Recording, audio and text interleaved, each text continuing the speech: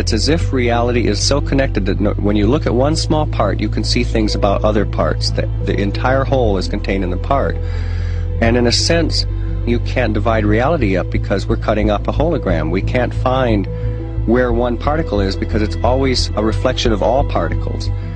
In a hologram, the whole pattern is whole and complete unto itself, and if you were to take any little portion of this whole out and examine it closely, you will see the entire pattern repeating itself again and again and again. Anywhere in this pattern, if we were to change one little aspect on any one of these little holograms, that change would be reflected throughout the entire system. Quantum physics has revealed what ancient masters knew. Matter does not exist. The concept of substance arose from the philosophy of Aristotle, and from that concept came science's conception of matter. The fact of the matter is that the substance of the universe is consciousness.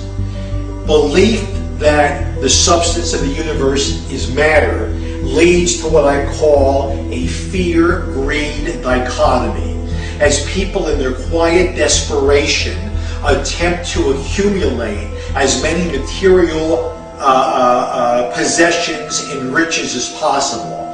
In fact, the substance of the universe is consciousness.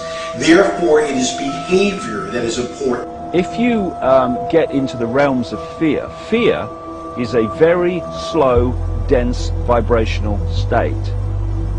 And the more you embody fear, and the whole of this manipulated society is globally is structured to make us fear, to make us have stress, to make us worry about tomorrow, and have guilt about yesterday, and forget about now.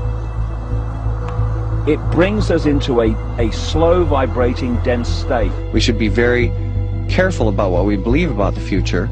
The more you attach to a belief system, the more, if reality is holographic, you're helping create it by believing it. And you know, the great clairvoyant Edgar Cayce said that our every thought, that reality is built out of thought, and our every thought starts to build reality, and we're like, every thought is like a spider, we're like spider spinning web, and that web starts to build and build. Information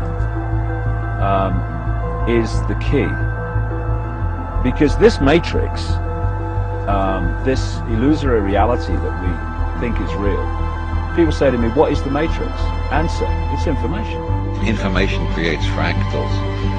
As information flow increases, the number of fractals, mathematically speaking, increase.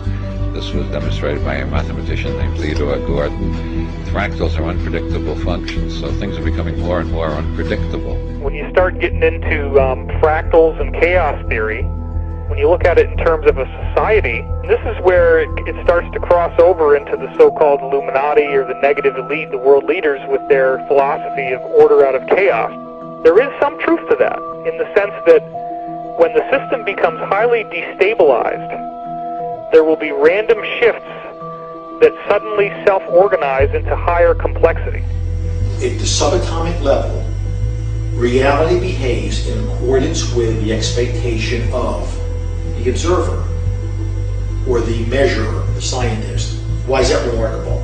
Because everything in the universe is composed of those subatomic particles.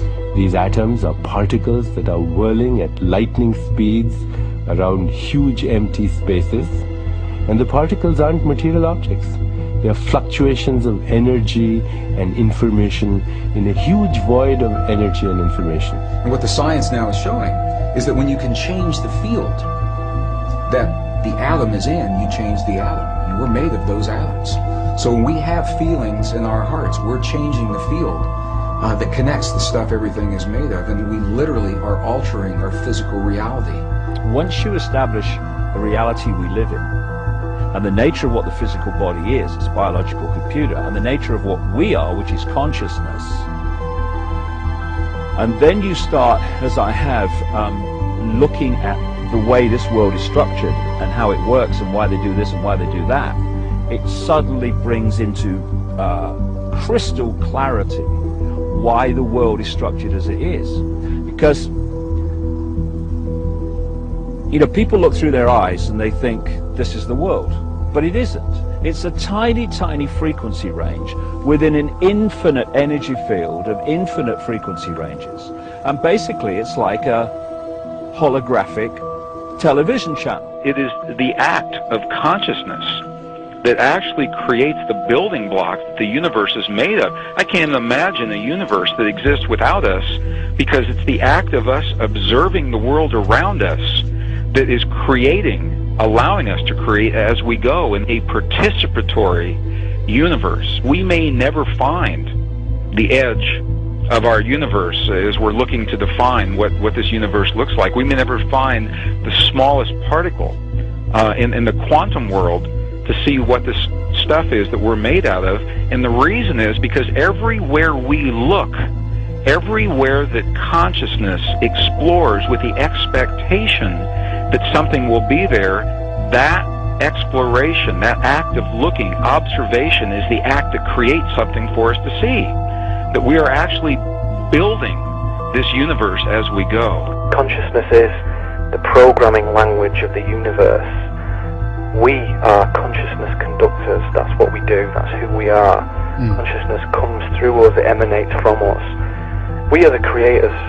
We are the ones who are targeted on this planet because we are the ones who transmit the reality just like everybody else does.